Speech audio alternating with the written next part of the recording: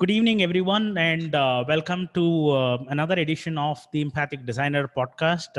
I'm your host, Vaidishwaran, and today we'll be talking about recording professional audio at home. And this is our first webinar on my podcast. And let's get started with this. So the premise for this particular webinar is that I did a video of this particular topic on my channel a couple of weeks back, and I received a lot of questions in terms of how to go about recording professional audio, and there was a lot of interest in this topic. So that's one of the reasons why I chose this to be the first webinar topic for my channel. So So again, thanks a lot for joining into today's session. So for those who don't know me, let me just give a quick introduction about myself. Just give me a second. Yeah. So I'm Vaidishwaran Vedigiri. I'm a learning and development consultant with over 12 years of experience in the learning industry. I consult with domestic and international organization and with some Fortune 500 companies as well in their L&D departments. And my core area is instructional design, and I'm also a Carnatic music vocalist with a little over 17 years of formal training. And you can reach me on some of the content that I put out on a regular basis on my channel, the Empathic Designer Podcast. So this channel is available on YouTube and Spotify as well. So you can go ahead and subscribe to my channel. Yes, please. I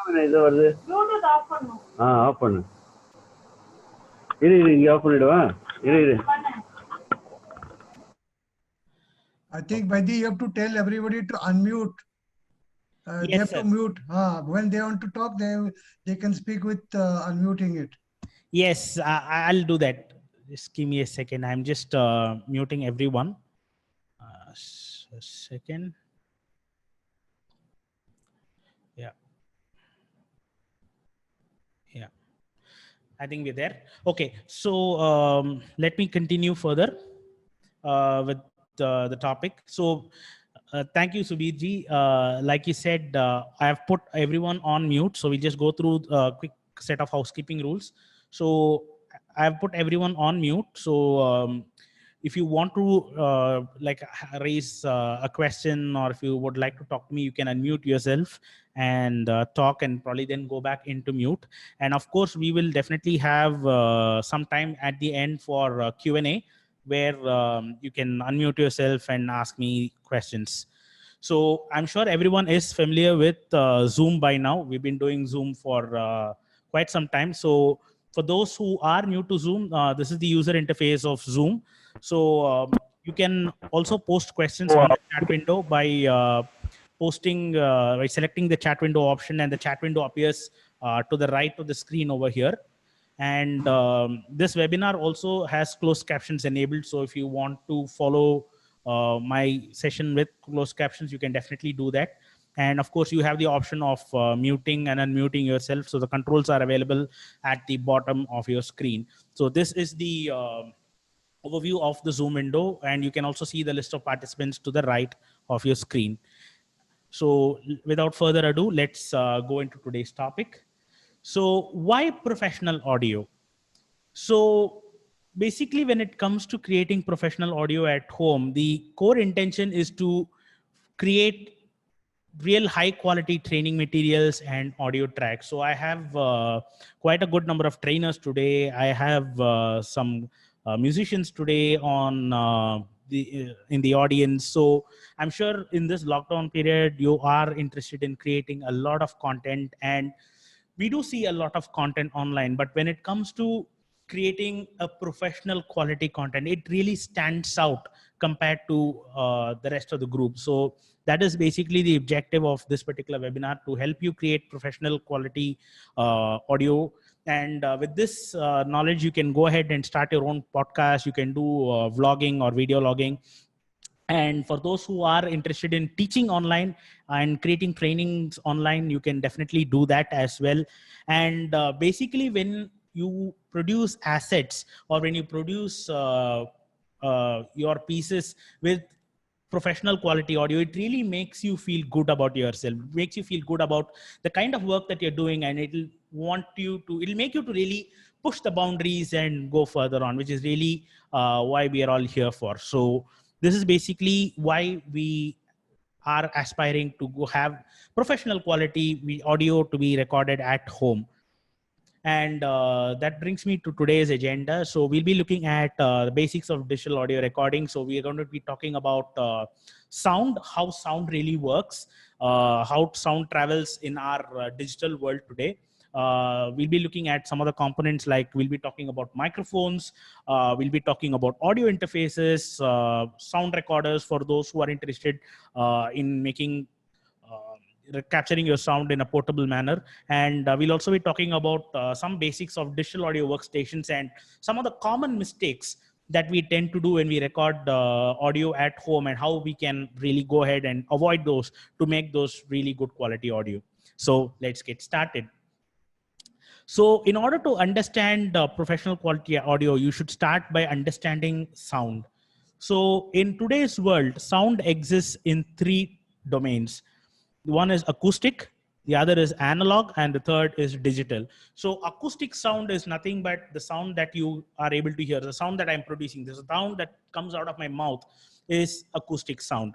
And that sound gets converted into an analog sound, which is usually done by microphones like these, and which gets converted into a digital sound that is basically the sound that is there in your computer, which is basically in ones and zeros that the computer cannot understand. So let us see how these three are connected in today's world. So in order to do that, we'll have to understand the path that sound takes in today's world. So whenever we speak or sing or produce any kind of sound, that is your acoustic sound, as I said. And this acoustic sound is captured by a microphone, something like this.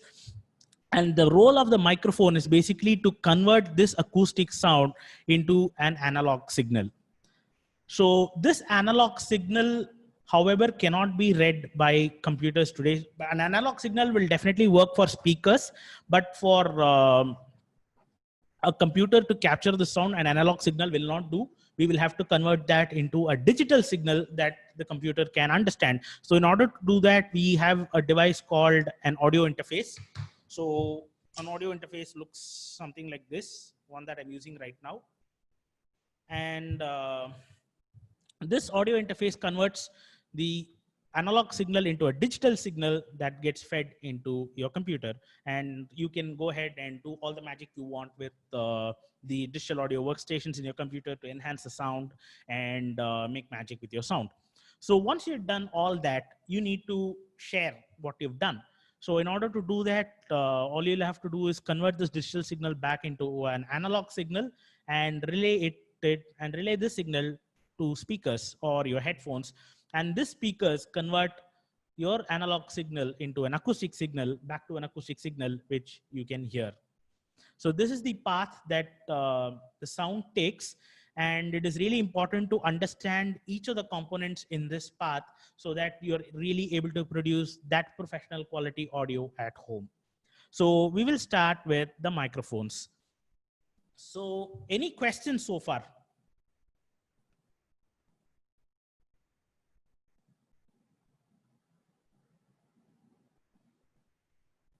Okay. So, yeah, I have a question. Yes, sir. That audio interface device, you will explain in detail later on? Yes, I will be talking about audio interfaces in detail. Okay. Yes, sir. Fine. Yeah, thank you, sir. So let's start with the first item on our slide, the microphones. So microphones, when it basically, the role of a microphone, as I said, is to convert an acoustic signal into an analog signal. So that is what a microphone does. And there are a lot of different types of microphones that are available that you can use for your home recording purpose. And I'm going to talk about some of those types today. So we'll be talking about USB mics, dynamic mics, condenser mics, lapel mics, and ribbon mics. So these are some of the common types of microphones that if you go into a store, these are some of the microphones that you will find. So you'll have to pick the microphone that best suits your requirements. I'll give you an overview of these microphone types, then you can decide as to which one really works for your scenario.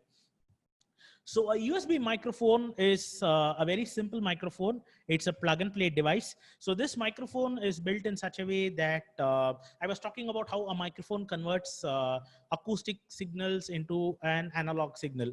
So a USB microphone also, this capsule of the microphone also has the feature where it converts the analog signal into a digital signal as well.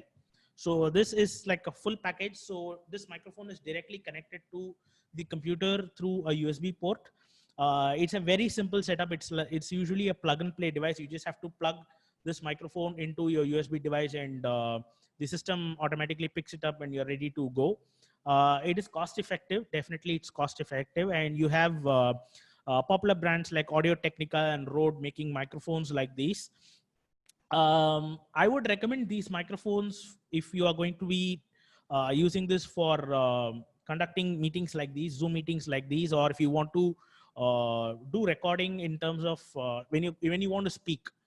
So these microphones are really good. If you want to do conference calls, these microphones are excellent. They really give that superior quality to the sound that you're producing. And if you want to make podcasts where you're going to speak for a long time, this microphone is a very good idea. So coming to the negatives of this microphone is that since it is all-in-one, the interface inside this microphone, these microphones are not really of that high quality. So your sound might be a little bit colored, but for your regular speaking and I mean, for sessions like these microphones are excellent. And if you are into music, if you have, we have some musicians in the call as well, this will not work for musicians because they look for those tonal clarity and those accuracy and things like this. And this is not really the microphone to go for those kind of things. And another issue with the USB microphones is that you cannot connect multiple USB microphones to a single PC. So for example, let's say that you are having a conversation and you have two people, let's say you're recording an interview. Connecting two USB microphones to a PC is not a great idea because they kind of interfere with each other, and the output will not be good. So this is about your USB microphones. If it's a standalone purpose, you're going to be using it for yourself, this is really the microphone that you should go for.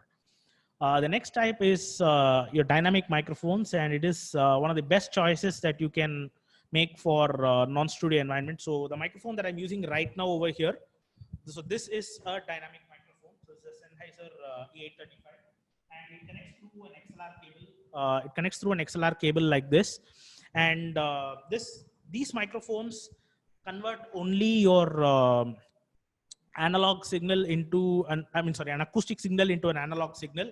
So which means that you will need an audio interface or a preamp like I showed you. I have one of those over here.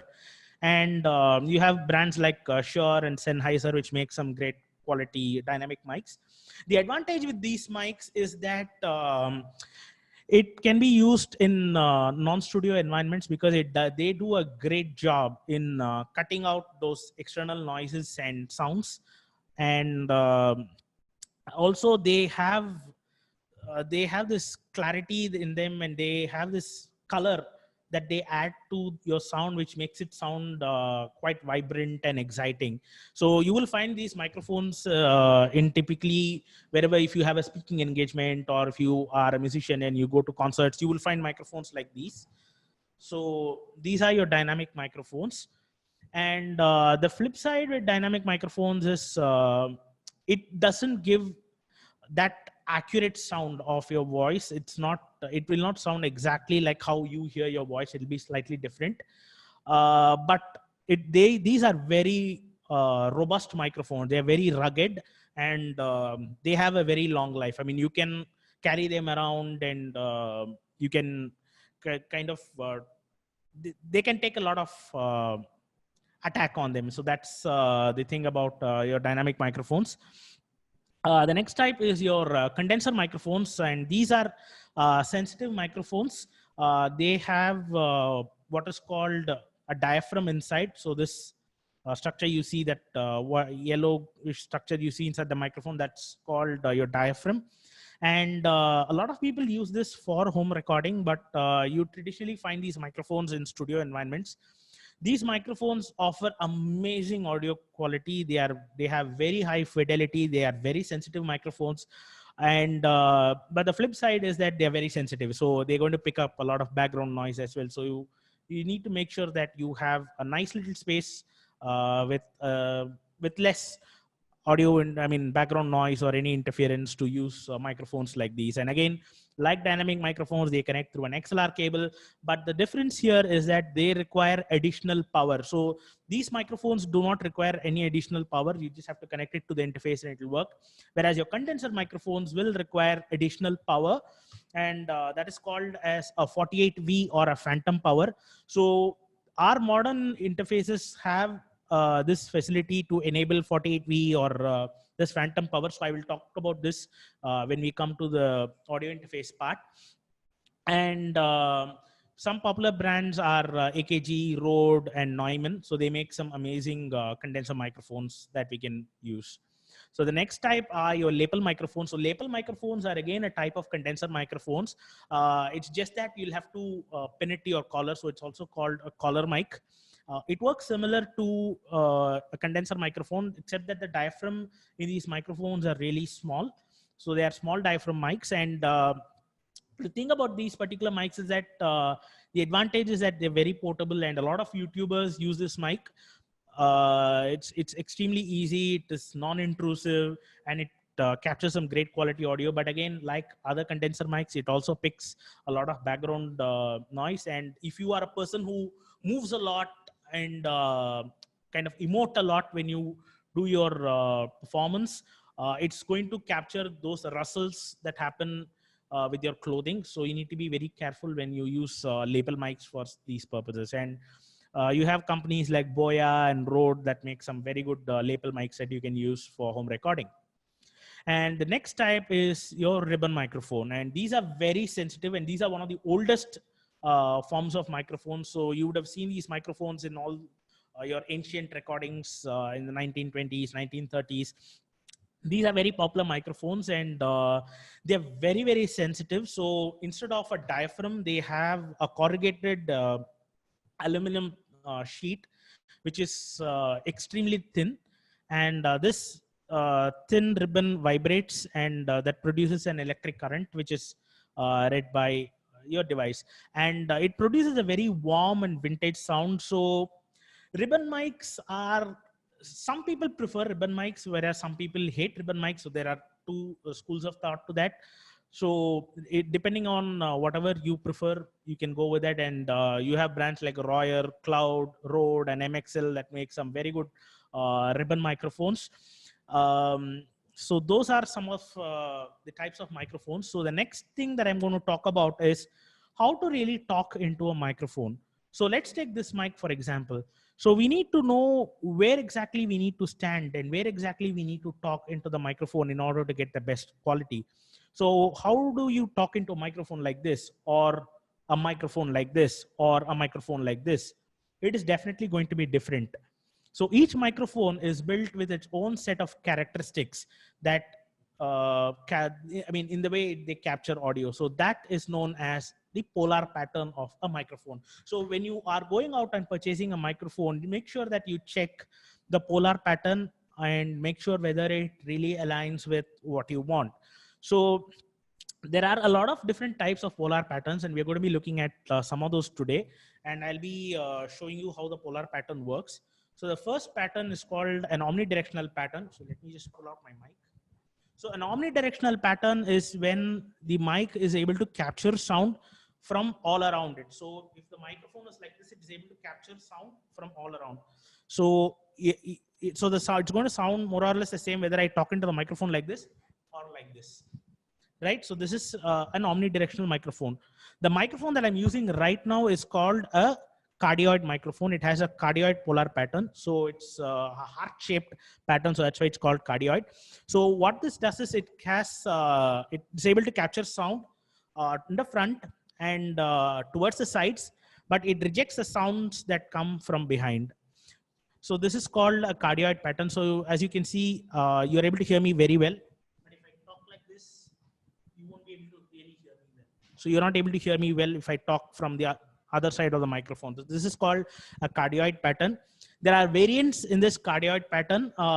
They're called your supercardioid and hypercardioid. So that's basically the pattern becomes tighter around the microphone, which means you'll have to move a little closer.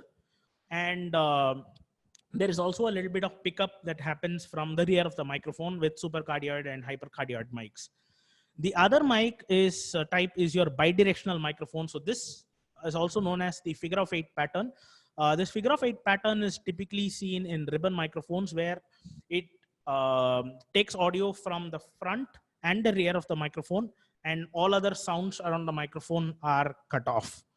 So these are the polar patterns, and depending on your use, I mean, the kind of purpose that you want and the way you want your style, basically depends on your style and your requirement. So when you buy a microphone, make sure that you check the polar pattern, and these polar patterns, you will find them, they will look like graphs. So it will show you the angle up to which the sensitivity is there. So you can basically look at that and make sure it aligns with your style when you buy these microphones.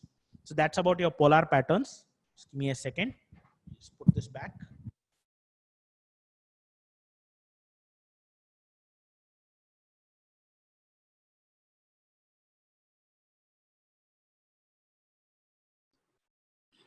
Vaidhi, can't hear you. Is it audible now? Yeah, it's audible. Okay, so we'll talk about a little bit about the microphone accessories. So when we say microphone accessories, except for your USB microphones, you will need some accessories for all of the other types of mics. So the first one is a boom arm or a boom stand. So that's basically to hold your microphone. So a boom arm is something that's fixed to your table. A boom stand is something which is a little more traditional. So the one that I'm using right now. So this is a boom stand that I'm using right now.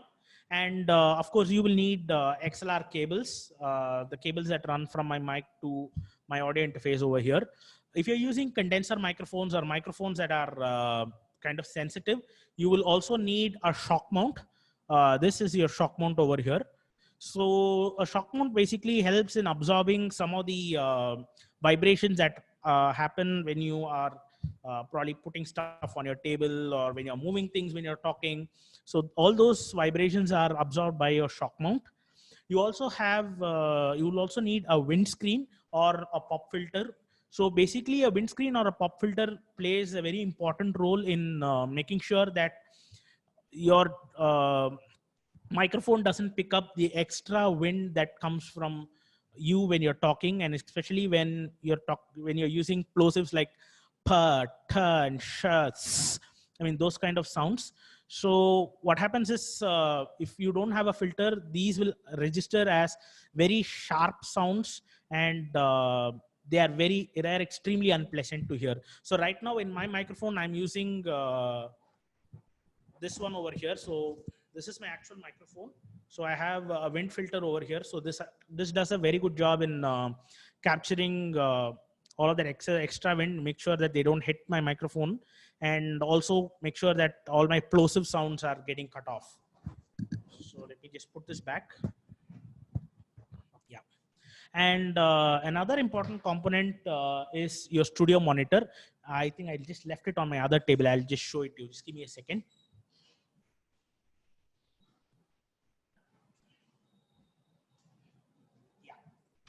Sorry, I'm back. So these are studio monitors over here. So these are not your typical headphones. So studio monitors are in two types. You can either have them in speaker format or in a headphone format like these. I prefer this because it's easier to carry around, and it's basically portable. So I prefer this one. So these are not your traditional headphones, because your traditional headphones have are built in such a way that it enhances the sound that comes through it. So it adds its own flavor and color. So that's why when you use a Sony or an Apple headphones or any other brand, there is a variation in the sound. Whereas a studio monitor like this will capture the sound as is in its raw format. So this is something that is very useful. So you can use this to monitor your sound live as you are recording, just to make sure that you don't miss out on the quality, or if you find that there are some quality issues that are coming up, we can immediately address those. So that's why we use a studio monitor. So those are some of the accessories that we use for microphones and doing home recording. So any questions on these items so far? Yeah, Baiji, can you please explain a little bit more about the studio monitor? What exactly is used is while you're doing it, home digital recording, how it is exactly going to be benefited, or how it is going to be used? Sure.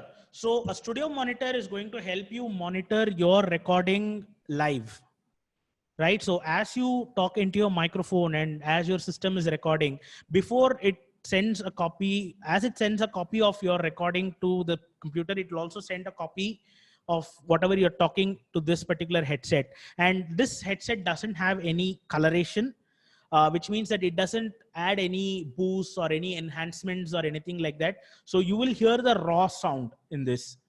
And that is very important, because when you're going to do post-production, there are certain elements that we need to avoid when we do the recording, and this studio monitor is going to help us catch those things. So I'm going to be talking about some of the things that you need to avoid when you do home recording. That's actually going to come a little later in this presentation, and the studio monitor is going to help you catch all those things. It's one of the things that's going to help you catch these things. So does that answer your question, sir? Yeah, go ahead, please. Yeah, thank you. So moving on, we will. So I have a doubt, sir. Yes, sir. So you told the other thing was a speaker for the monitor, right? Yes. So how do you use that when you record? So if you're using a speaker, it will also produce sound, which will be picked up by the mic, right? So yes. how do you manage that? That's a very good question. So speakers, you don't use it as you are recording. It is basically used. So a speaker is used when you have two people in the mix. So you have one person doing the actual recording, and there's one person who is manning the computer, and he's using the studio monitors to make sure that the audio is coming through right. So so studio monitor is basically something that you see in studios. I mean, the speaker format, that is. Yeah. So but for home purpose, we typically don't use that. One, like you said, it's not possible to monitor that live using speakers, because your mic is definitely going to pick that up. So that's the reason why even in studios, you will find people wearing headsets like these. So it's basically for them to monitor. So for home purpose, this is the way to go. Thank you, sir. Yeah. So any other questions? Okay, so let me continue. So let's move to the next item in our signal pathway, which is your audio interface. So like I said, it converts your analog signal into a digital signal. And apart from that, it also plays the role of a preamp or a pre-amplification device, because the signal that your mic captures has very low gain. It has the inherent gain of a microphone is very, very low. So it is important to boost the signal in order to send it to your computer. And this boosting should happen in such a way that it doesn't create any disturbance or create any coloration in the audio that we are producing. And that is the role of a preamp, and an audio interface does a very good job at that. So there are popular brands like Focusrite, PreSonus, Behringer, M Audio. There are a lot of brands that do this. So I'm using a Focusrite Scarlett over here. So I'll be talking about this particular one in detail right now. So your interface is going to have, a typical interface, irrespective of the brand, will look something like this. So you will have an XLR in over here. It's used for plugging in your microphone, like how I've done over here. So you can see that I've plugged it in likewise. And you also have the gain over here. So it is important to adjust this gain to make sure that the input signal that you're sending in is of good quality and something that we can work with. So I will talk about the importance of this gain knob a little later into today's presentation. So you can see that there's also this 48V button, the phantom power button that I was talking to you about. So you need to switch this on if you're using a condenser mic. And this device also has the ability to connect an external instrument. So if you have an electric guitar or any other electric instrument, you can connect it, and you have a dedicated gain knob for that. And you also have the ability to connect this kind of a studio monitor, and this is for adjusting the monitor volume and turning on the direct monitor. So this monitor comes with a 1/4 inch pin like this. So like I was saying, so this 1/4 inch pin fits in with this particular device. Suppose you want to use this with your smartphone or with your PC to monitor the quality, and they usually come with a 3.5 millimeter jack. So this is basically an adapter. So you can remove the 1/4 inch adapter likewise, and you have a 3.5 millimeter jack over here that you can connect to your PC or your mobile or whichever device if you want to monitor your sound. So this is how a typical sound card looks like. And this sound card connects to my PC via USB. So this is how the rear looks like. So you have AV ports as well as, so this is for line output if you want to connect it to an output device, and it connects to my PC via a USB port like this. Okay, so this is how your audio interface works. So any questions on this particular audio interface? Can you please explain that line INST below the guitar gain that you have? Okay, so that is basically a switch for your line and instrument. So it's basically for, again, monitoring. It is used for monitoring purpose. Okay, and you have shown a picture which was not very, we are attending the message on the mobile. You said about one more, you can take this by a USB interface to the computing device. The Yes. computer. Yes. Okay, where that interface is there in the picture? The USB is actually behind this. So Oh, this is behind the the switch. front. Okay. Yeah, it is. So this is the front Okay. that you're seeing on your screen right now. Behind this, okay. you have the USB port. Behind what all you have there? Behind you have line outputs. If you want to connect it to an external device, you have a left-right line output. Mm-hmm. And you have this USB. So this basically for giving power to this device as well as for transmitting data. Oh, okay. Okay. Yeah. Sir, where this is And where from you are getting the 48 volts? That looks like a 48V. I assume Yeah. it's 48 volts. So Yeah, it is called 48 volt. That's the traditional voltage that goes in for all condenser mics. So that power is given from the audio interface to that microphone. okay. Yeah. So you'll have to switch it on. So I have actually switched it off over here because mine is a dynamic mic and I don't need this power. So if you have a condenser mic, you'll just have to press this button and it'll turn on. So the device gets the power from the USB Yes. and it gives 48 volts power to your mic. Yes, for condenser mics. Yes. Wow. So where this is available and how much is the cost for this? Price of this? Okay, so you can get this literally in any music store. So most of the music stores have this, and of course there is always Amazon. You can buy it off Amazon as well. This one that I'm using connects only one microphone because I'm using it for my podcast purpose only. So this is called Scarlett Solo. This costs around 8,000 rupees. There are bigger ones if you want. You can connect two microphones. It's called same model in Focusrite. It's called 2i2. It costs around 13 to 14,000 rupees. That's a 2i2. And of course, you have different models like I think PreSonus is a little cheap. It works to around 10 to 11,000 rupees for connecting two microphones. Suppose in case we have a small session or a program, briefing session to students, or a small domestic music program having 3 or 4 people participating. So do you mean to say that we need to have a device which has got about multiple microphone inlets so that Yes. it can take everybody's input into it? Okay, so if you are going for a musical program, I would actually recommend a mixer. Because a mixer is going to be really useful, because if you're going for a live program and you have an audience, and you want to do something live, and you're having multiple people working on it, and you have like a vocalist and an instrument group of instruments, a mixer is a better option because you will be able to not only connect multiple devices to it, multiple microphones to it. You will also be able to adjust their gain, and you will also be able to do a live EQ of them, so that the output is seamless. The output sounds great. So that's a little bit of live mixing, and for that you will need a mixer. This will not really work in a live setting. Okay, when you say one mic to more than one mic, so is there any kind of a guidance? You can have maximum 1 or 2 or 2 or 3, not more than that, without a mixer.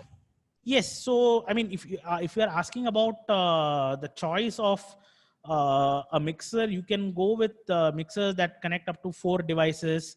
You have mixers that can for 4 microphones. You have those with does 8, 16, and it just goes on. It really depends on what you want. And in my experience, Mackie makes very good user interfaces. Mackie, I've used Mackie myself. I don't have my I actually have a mixer with me, but it's not available with me right now. It's at actually my wife's place.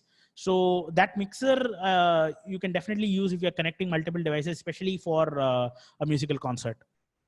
Understand. Thank you. Excellent. And now we understand. So in case you need to have a interactive session, it's enough if you have a sound card with 2 mics, so that one person talking from here, the other person responding from there. Still, we can accommodate a good quality recording. Yes. If you're doing a live session, nothing beats a mixer. That's the best. Okay. Live session, multiple people performing at the same time, it's okay. Yeah, Suppose in case a group of students, master talks one time, and the same time the student is answering a question. So it's enough in case I have a small sound card with 2 microphones, 2 mic settings, I can still do a good recording session. Absolutely, you can. That'll definitely be more than enough. You just need a 2i2 for that, and have 2 microphones connected to it. That'll do a great job. Thank you. Hello, Baidi. Yes, sir. Do you record this when you are using a condenser mic, right? No, sir. This is a dynamic mic. No. When you are using a dynamic mic, you do not record this. But when you record using a condenser mic, then you record this. No, sir. You will definitely require this whether you use a dynamic or a condenser mic. This is definitely required. If you're using a condenser mic, you will have this. You'll have to turn on this 48V power so that that additional power that a condenser mic requires is given to it. Suppose you not use this sound card or audio interface, what will happen? How does it make a difference? You will not be able to connect the microphone to your computer, sir, because it works through an XLR cable, and you can't connect XLR to your computer. Okay. I got it. Thank you. Yeah. Okay. Sir, suppose we want to this Facebook Live concert and all we want to have. So in that case, how do we connect this to the the Facebook Live? Is there any possibility? Okay, so if your artists are located in the same location, then it is actually very, very straightforward. In fact, right now I'm doing a Facebook Live. So this particular presentation is actually going on Facebook Live right now as well. Excellent. So yeah, so it's very, very simple. We can definitely do it this way. If you are having artists who are located in multiple locations, then you will need a mixer where you will have to make sure that you get all those inputs in and you kind of balance the sounds so that the output sounds good. I would recommend using a device called a Rodecaster. It's made by a company called Rode. It's one of the best devices that is available for doing things like this. What is the spelling, sir? Rodecaster, Rodecaster.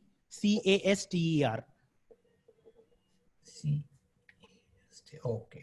Yeah, so that does a very good job for such functions. Oh, thank you so much, sir. Yeah. Tremendous information. Yeah. Any other questions, sir? Okay, I'll continue. Because I think we have quite a bit to cover in the next 15 minutes. So the next thing I want to talk about is sound recorders. So this is basically an option that you can use if you are on the move and you want to go around and you basically don't want to carry all of this equipment that I just said. So these sound recorders record excellent quality audio, and they have all these things that I said inbuilt into them. So it basically does end to end. So it captures, so it has microphones attached to it. You can capture the signal, and there is a preamp inbuilt into these devices, which will convert this analog signal into a digital signal. And you can have a memory card inside this that will record your digital signals as well. And these come with your line monitors as well. So you can adjust the gain accordingly. You can adjust the kind of inputs that come in. And this is an excellent option if you're doing recording on the move, and this captures excellent quality recording. And the microphones that are, so I personally use this this particular one, the Zoom device over here, and this comes with 2 condenser microphones. So this one to the left is an omnidirectional microphone, and this mic over here, these are actually 2 microphones in one. It is arranged in an XY kind of a pattern. So these are cardioid condenser mics, and they capture much better audio. In fact, these microphones I personally feel are much better than the one that I'm using right here. And Zoom, so I'm using Zoom. So Tascam is another great option. They also make some fantastic recorders. And again, these recorders are available in all music stores, but sometimes they don't stock this because these are a little expensive. For example, the Zoom one costs close to 30,000 rupees. But all these devices are available online on Amazon. So you can go ahead and pick one of these if you are someone who will be moving around a lot, or you have, I mean, you are in a situation where you'll have to connect, you'll have to go someplace and record professional quality audio. And the good thing about these devices is that they also have XLR ports, which means I can connect microphones like these to recorders like this. So if you look at the left side of the device, you have XLR ports. So this Zoom device particularly has 4 XLR ports, so which means I can connect 4 microphones like these, and they will be recorded in 4 different channels. So I will have 4 different tracks if I want to. I can either record them as a single track, or I can record them as 4 different tracks and master them separately. So this is something that I usually carry with me if I'm going out, if I'm doing some sort of an interview with people, things like that. I use this particular device. And again, I would like to show this device up close, but again, this device is right now sitting at my wife's place, so I'm not able to show it up front. But if you go to my channel, I have done a quick overview of this device, so you can check out that video to see this device a little up close. So these are your sound recorders. So the next topic is we're moving to the final part where we're going to be talking about digital audio workstations. So these are basically the software that is there in our computer that's going to do all of this post-production, this editing, mixing, mastering, all of this stuff. And you have a lot of software that does that. And some of the common ones are Ableton Live, Logic Pro, Fruity Loop Studio, GarageBand. You also have Audacity, which is free. So there are a lot of softwares that does this this work of converting and enhancing the digital audio that you are recording. So I would like to spend the next few minutes to talk about some of the common mistakes that people do when they record audio at home and how to overcome these mistakes. So the first mistake that I typically see when, and mind you, I have done all these mistakes myself. When I started with my YouTube channel, I have done all of this stuff myself. And I'm talking basically from my own experience as to how these things happen and how you can avoid these. So the first one is called clipping. So this basically happens when you're either too close to the microphone, or you like literally shout into the microphone, or when you set your input gain incorrectly. So your input gain is nothing but this particular knob over here. So as you can see that as I'm talking into it, it will flicker in green. But if I shout into it, it will turn red. So your gain, your sound card is a good area to notice clipping. So if this ring is going to turn into red, it means that your audio track is clipping, and your digital audio workstation will indicate. So this is basically a screenshot of Audacity, but this is how typically all your digital audio workstations look like. And clipping is indicated by your waveforms going beyond the threshold like this, and your live monitor hitting or going beyond 0. It turns red over here.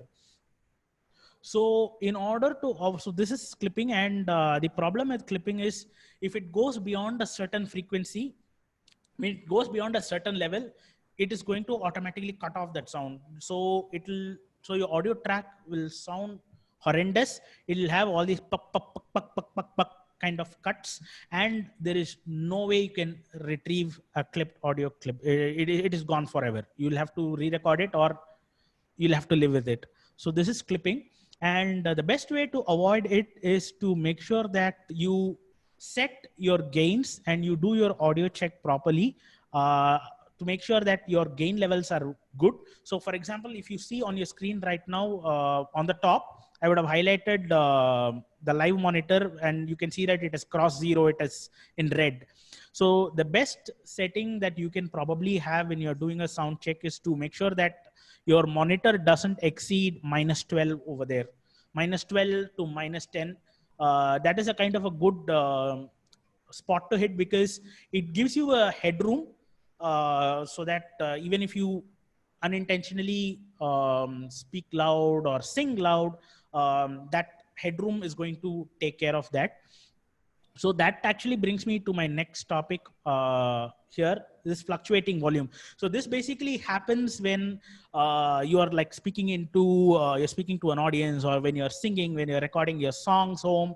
So what typically happens is when you speak, you tend to, I mean, when you do a sound check, you are a little normal. So you just talk normally into a mic or sing normally into a mic, and it's all hunky dory. But when it comes to your actual performance, when you're speaking, you tend to get emotional on certain topics, and probably you move a little far away, or you come too close, or you just shout into the mic. Or if you're singing, you just move your head around like this. If you're doing an alabana, you just go around like this, and you move away from the microphone, and that causes a fluctuation in the volume. So this is something that can be corrected, though. You can normalize your track and correct this, but again, this is ideally not the best way to do it. If you record something with consistent volume, it is much easier to do post-production, and the fidelity will be much better. So the best way to do this is to make sure that you have the live monitor, you have a visual reference of the live monitor throughout your recording. So when you are recording, or when you're talking, when you're recording just the audio, you can keep looking at your digital audio interface to make sure how far you're using the headroom that you have that you have created for yourself in the sound check process. And but if you're recording a video, just make sure that you have your DAW or your sound card within visual range. It can be out of your frame, but still in visual range, so that you can keep an eye on to make sure that your volume levels are remaining consistent. So this is a very important point that you need to remember when you're recording at home. The next point is setting low gain. So this is another common mistake that I find. So people, what happens is when they record a couple of tracks which get clipped, they get all worked up on that, and they set the gain very low. So what will happen is if you set the gain very low, for example, in this particular screenshot that you're seeing, the gain is set to around -20-ish. So what happens is when you are using devices like these, all devices have an inherent noise. So your microphone, especially when you're using a condenser microphone, it has what is called a bass noise. And if you are recording at home, there is always going to be a level of ambient noise. It could be the noise of your air conditioner. It could be some basic rumbling. It could be the traffic in your road, or basically your typical sounds that come in your house. So that has a very low level, but it's still captured. So what we typically do is once we complete our recording, we just run what is called a high pass filter, or we go in and make sure that we do a noise filter. We take a noise profile and we eradicate that particular noise from the track. But if you set your gain very low, your input levels are only slightly above the noise floor of your track, which means that when you eradicate the noise, you are also eradicating a significant amount of the voice data that you have given in, and the resulting output will be very, very cloudy, and it will sound very hollow, and it's not going to be nice. So make sure that you spend time in making sure your gain is set properly, and do a sound check to make sure that everything looks good. And that is where your studio monitors are going to come in. So you can use these monitors when you're doing a sound check, because if you're doing a video, you really wouldn't want to wear this when you're making a video. But if you're doing only an audio, I would highly recommend wearing these monitors, so that you are cognizant of what's happening. And even if you like move around or set your gain very low and things like that, your studio monitors are going to help you catch all of that. So it'll keep you under check and make sure that you provide that consistent level of audio quality to your input. And the next important point that we all do is echo. So what we typically do is we usually find it's a psychological thing. You find a room which is very, very spacious and it's kind of roomy, so that you feel good about it. And when you sit in rooms like that, you also get a reverb of your voice, and that actually feels nice, that little bit of reverb. But that is not something that your microphone really appreciates, because what it does is it also captures the reverb, and there is a sync issue, because it receives a reverb at a slightly different time lapse compared to your voice, and this is going to make your audio sound extremely horrible. I mean, you will feel like as if it's all working fine, and you've got a great voice and it's coming out beautifully, but when you play it back, it's going to sound horrible. So in order to avoid echo, one of the best places in the house that I have found, I have experimented literally in every single room of my house, and the best place that I have found to record audio is my bedroom. The reason why I'm saying this is because the bedroom typically has two elements that is going to help me capture all of this echo and reverb. One is the mattress, and number two are the clothes, your curtains, your drapes, and all those things. So these play a very good role in capturing all of this echo. It doesn't allow the sound to bounce back. So which means that you are sending a very clear signal to your microphone, and there is a good audio fidelity. And again, when you're using a room, when you have selected a room that really works for you, make sure that you don't sit at the center of the room, nor you sit in the corner of the room, because if you sit in the center of the room, it kind of gives a very odd flavor to your audio. And if you sit in the corner of a room, the walls are definitely going to reflect your audio, and you're going to have this echo issue. So make sure that you sit in such a way that it is neither at the center nor too much at the corner. Sort of take a midway, and make sure that you have the room is adequately furnished, so that the furniture kind of absorbs all of the echo, and you are able to produce a clean signal.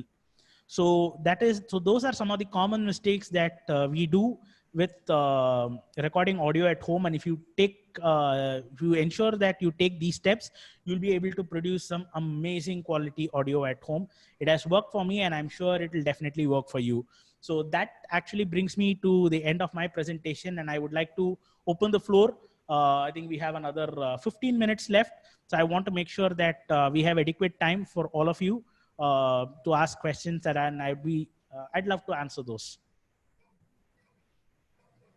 So by for a typical requirement for a home professional audio work to be done, as you explained very nicely, what will be the total budget required to spend? Okay, sure. So if you are going to record audio only at home and you just need a basic setup, all you will need is, I mean, I'm talking this. So this is basically when you're going to record just a speech.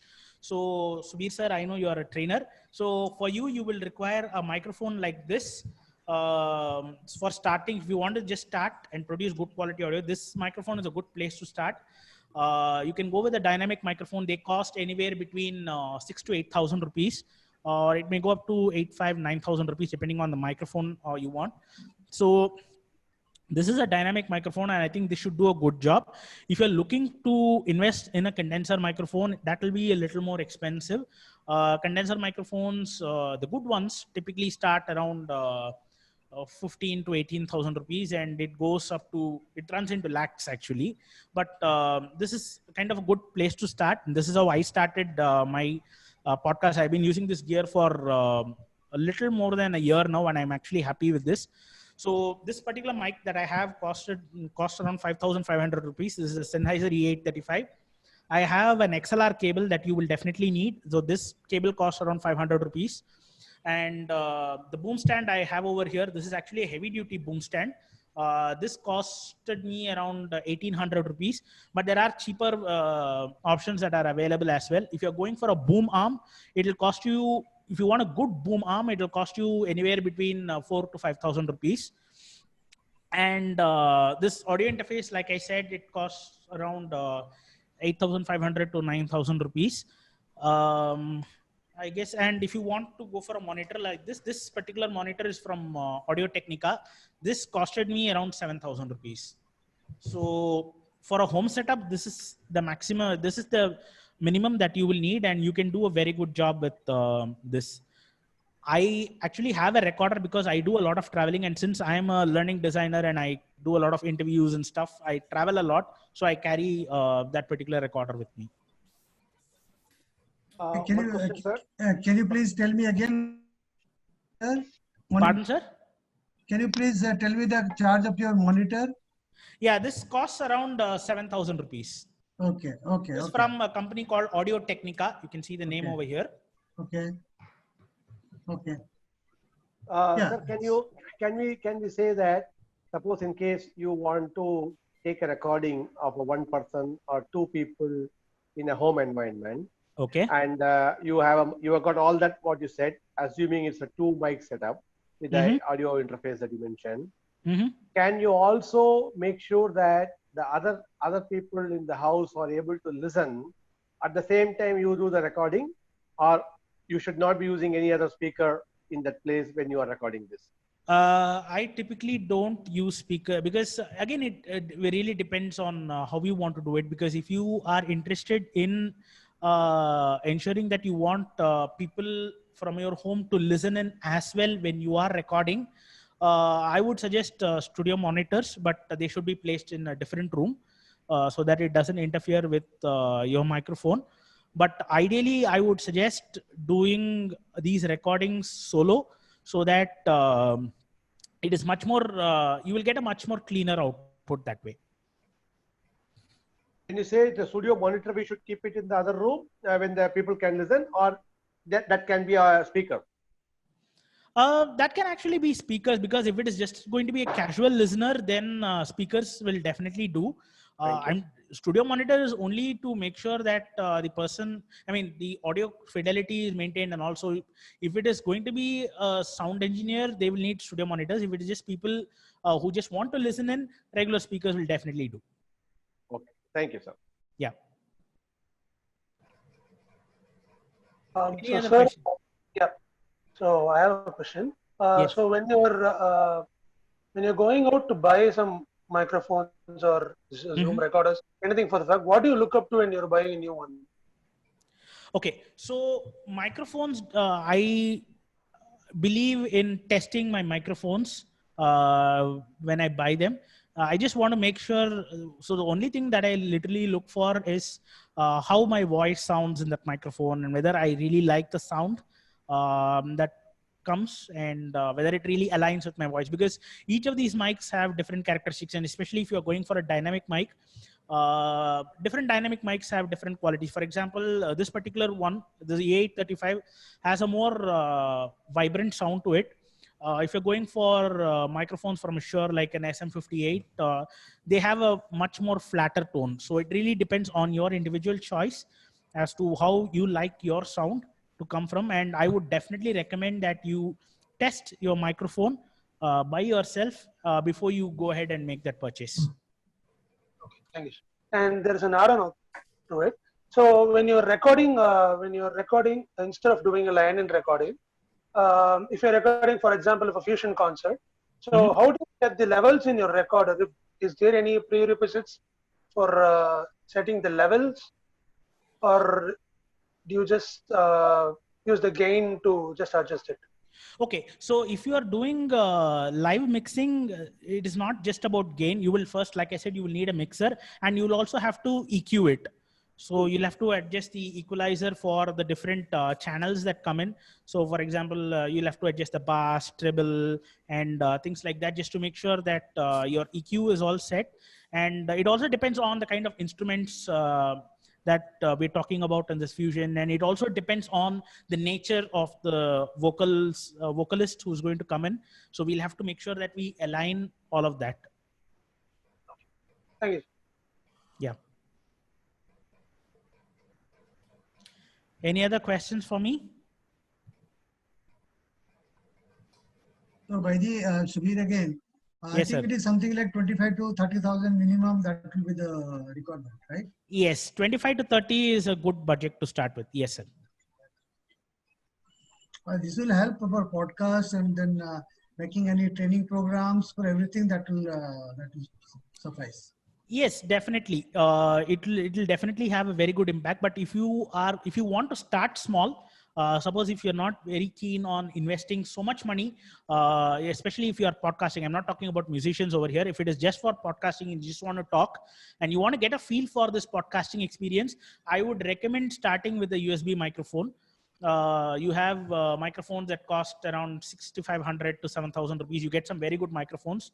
So you have Audio Technica 80-2020 is a good option to start with.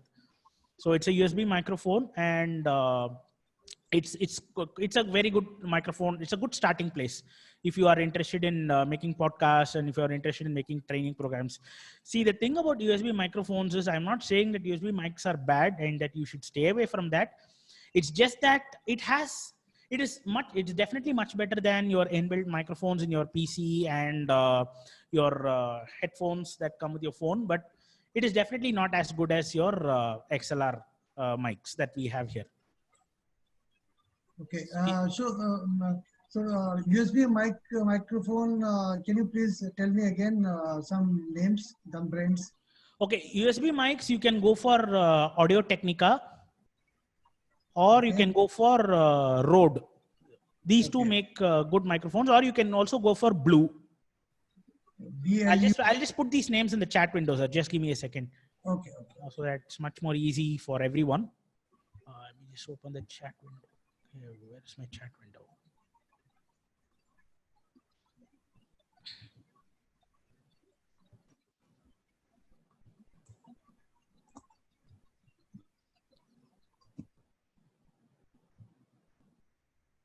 Go for Audio Technica. There is a brand called Rode, or you can go for what else can we use for USB? Yeah, I think Audio Technica and Rode are very good options. What about Boya? Good evening, Vaidhi. Good evening. Good evening, sir. Boya is also okay, no? Boya? Boya is good, sir. Boya will be, Boya is recommended for lapel mics. Okay. Yeah, And Boya also is actually a very good option for lapel mics. In fact, I have some of my friends who even try do their Paka podcast. I mean, they monetize their podcast, and even those people use Boya. So, and Boya is actually very, very cheap compared to Rode. I mean, you can get a good Boya mic for around 1,000 rupees. I paid around 3,000 rupees. Okay. That is model is BY-MM1. And I just want one question, Vaidhi. Yes, sir. While doing our webinars, one, we can depend on laptop microphone, number one. Number two, we can use your earphones. And that microphone, whatever you have that in the wire, that will help. And the third one is head microphones. And I tested some two brands like Sony, one that is ear microphones. That found to be good, better than even one more company I got. Like the third one, my question is like Boya microphone I have. How do I connect Boya microphone to laptop while we are doing webinar? Yes, sir. You can. Yeah, you can definitely do that. So your mic will have a 3.5 millimeter jack. So you can connect that to your microphone port. So assuming you're using a Windows device, you can connect it to your microphone port, and your system will recognize that microphone. You can use it that way. Straight away we can just connect it and start speaking. Yes, yes, you can. Yes. But what about voice? Whatever others are saying, how do we hear? That you will have, I mean, your system audio should do, or if you have any external speakers or you want to connect your headphones. That's from the external speaker. Yeah, laptop speakers we can hear. Yeah, right now I'm actually using, I'm hearing whatever you're saying from my laptop speakers. Okay, I got it. Okay. Yeah. Cleared. Okay, thank you. Thank you, sir. Basically, what you say is that that pin type will be only microphone pin type. When you insert into the computer, it will take only the Microsoft slot. You can still hear the output from the computer itself. Yes, yes, definitely. In fact, if you see, I mean, my current setup that I have, my audio input to this computer is going via USB, but my audio output is coming from my laptop speakers. Okay, yeah. So if you're using a USB mic, I think fantastic. I think the gentleman asked about that Boya mic. Yes. How we can take it towards that pin. So the pin has got stereo, come mic, stereo, and mono. So if you say that pin is only the mic pin, that should take only the mic's slot. You can still, the computer should be able to let the output into the speakers. Yes, yes, yes. It will definitely recognize, your computer can recognize it as a microphone, and it will work as a microphone. Thank you. Thank you, sir. Yes, sir. Any other questions? We have another few minutes left. And Vaidya, what I understand that if you improve the quality of your microphone, even I think your Zoom programs, webinars and all can be very much, very clearly heard by all the audience. Am I right? Very clearly they can hear our well-filtered, good quality audio they can hear. That's what you're saying. Exactly. And that actually makes an enormous difference, because people who come to your programs, they will know that because audio quality definitely makes a difference. I mean, this is not something that people will actually openly talk about, but in their heart, they will know that if you are using professional quality gear in your presentations, in your webinars, they will definitely feel a difference, and the probability of them attending more of your programs will be very, very high. Okay. Understand. Yes. Very good.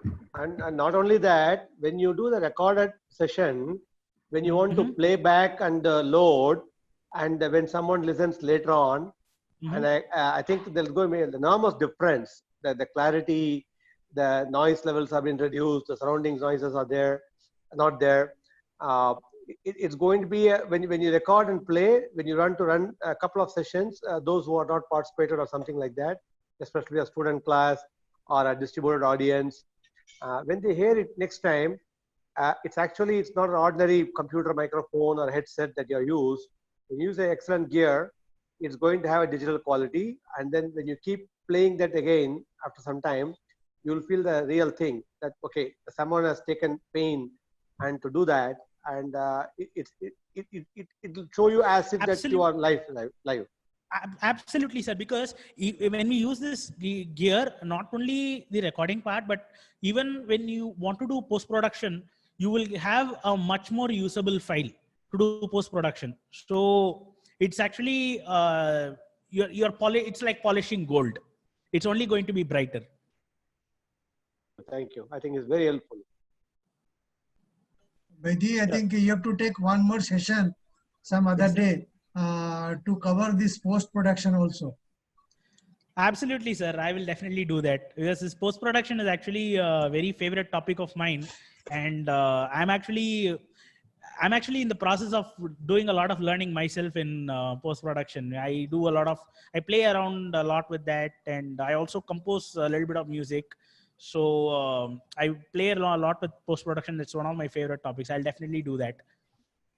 Not only that, this kind of audio thing is ocean. What we heard is very little today, and in a very short notice, we can't really take the entire thing what you have worked for so many years. So this is really a good tip and summary that you have given us in a sense. And then we look forward for your one more detailed session. Today we couldn't really digest or concentrate on that monitor, echo, equalizers, the functions of each one. Probably when we do only, we'll come to know what it's going to throw us some surprise or what we are not expected it from before. So after we learned from you or heard from you, when we actually do 1 or 2 practical sessions, that time only we'll come to know. Probably you need to do one refresher session, and that time you can answer all technical errors that we do, mistakes we do, common mistakes and queries. And then of course, like the other gentleman said about the post-production, that's going to be helpful. So I think we need to really learn this to do a proper recording, and probably it will take several attempts to come to that stage. And then certainly we look forward for your advanced tips in this line. Absolutely, sir. So just to let you know that I will also be posting this video on my YouTube channel. So you can also go there and check it out. I mean, if you want to refer to some of the points that were discussed, or if you want to refresh your memory, you can do that as well. And of course, I will definitely be happy to hear from all of you. And as always, so you can actually reach out to me anytime. So here are my contact details. You can email me with any questions you have. In fact, I received some emails from our participants today, even ahead of the session, and I was able to answer some of their specific questions. And I'm also available on LinkedIn and Facebook. You can definitely get in touch with me. And of course, my channel is always available on YouTube, the Empathic Designer Podcast. So I will post a link to the podcast channel. You can subscribe to it, and I have a lot of content that I post on a regular basis. So apart from webinars like this, I also have a series called Conversations, where I invite experts from the industry, the L&D industry to be specific, and we talk about a lot of things. So those kind of things also happen. And apart from that, I have my usual monologues as well. So you can go ahead and subscribe to my channel. It's a very active channel, and I post a lot of interesting things over there. So you can subscribe to it and get those updates from me. Swati, one last question. Sorry. This, when I just connect my microphone to this laptop, the moment I connect, I can't hear anything from the speakers of the laptop. Okay, so in that case, you'll have to go into your system settings and configure your sound devices, sir. Okay, I got it. So you have to go to your control panel, select sounds, and in there you will have 2 options for input device for speakers. It's called speakers and recording if you're using Windows. So you just have to go in there and select the device of your choice, and you will also have a test button over there which you can click and test, just to make sure that things are really working ahead of your session. Okay, we'll do that. Yeah, and thank you very much, Vaiti. As usual, it's very interesting, informative, highly informative, and the information is, of course, it's the most specialized information. I'm already subscribed to Empathic Designer podcast, and we follow you. And thank you very much. Excellent session it is. Thank you, sir. Thank you, Mr. Vaidiswaran, sir. Yeah. Excellent, not only for the entire tips. Now we are all chronic listeners of music and the webinars and sessions. So with this information, whatever I heard today, I'm going to ask the people that who are making this presentation, make a suggestion to them. You use this, definitely their things is going to add value immediately. So that that's what we expect to pass it on to others too. We have been listening a lot of webinars and seminars, and where we are going through the issue of this audio quality and all these things, and we can pass on these tips to them, so they also get benefited quickly. Sure, sir. Thank you. Okay, so as I was saying, if you have any further, I think we are at the top of the hour. So if you have any questions, please feel free to reach out to me on any of these channels. You can email me or you can connect with me on LinkedIn and Facebook. And I would love to have a conversation with all of you. And because music is a topic that's very, very close to my heart. And sound is something that's, again, very, very close to me. So that's actually one of the reasons why I picked this particular topic for my first webinar. So anything with regard to sound, I'm always open to talk to. So please feel free to reach out to me, and I would love to have a conversation with you. So until then, I would like to again take this opportunity to thank you all for joining into this first webinar on the Empathic Designer podcast, and wishing you a very nice evening and a good weekend. Stay safe, everyone. Okay, thank you, Mr. Vaidhi. So that's excellent. Good night, bye. So thank you. Good night. Thank you very much. Thank you. Thank you, sir.